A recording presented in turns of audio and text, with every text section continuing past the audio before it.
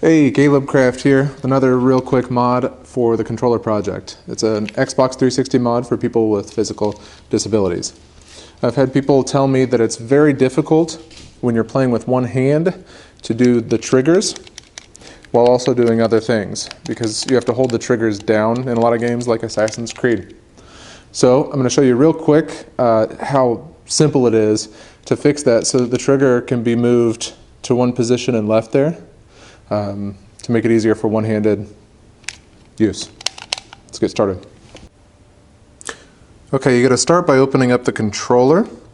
They use a T8 Torx. See if you can see that. T8. They're dirt cheap online. You can get them on Amazon. I got mine from the iFixit toolkit, which is very helpful. There are 1, 2, 3, 4, 5, 6, 7 screws you have to take out with that T8 head. Here's a controller. I've already taken those out, so you don't have to watch that. Here's what's inside a standard Xbox 360 controller. Here are your triggers. You can see how they work.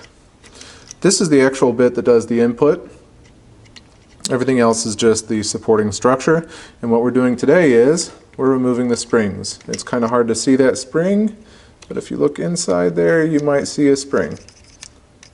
So, I'll show you how to remove them. Take a screwdriver or tweezers or something and push this arm to the side.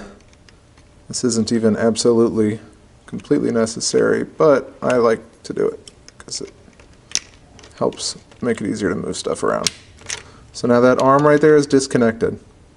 Now you have these two tabs that are holding the controller in. Just push them to the side and pop that sucker, that trigger piece forward. You can use a screwdriver or anything to pop those to the side. If you push it forward, the spring will likely shoot out like it just did. I don't know if you saw that spring shoot out. We'll do it to the other side here. Keep your eye on it. Just pop that arm out of the way, and then use something to get these tabs out of your way. It's kind of hard to do both tabs at the same time. Helps if you use a screwdriver on one side. Okay, see that spring? And if you pull it forward enough, it'll probably just shoot out of there. Like that. All you got to do is push these back in place. Those tabs will catch. And push this one back in place. And then you have to reconnect the arm. Just pull it back up. It's kind of hard to do with the camera in the way, actually. There, got that one. Just, there we go. So now, if we test these out, they can be put in any position and they kind of stay there.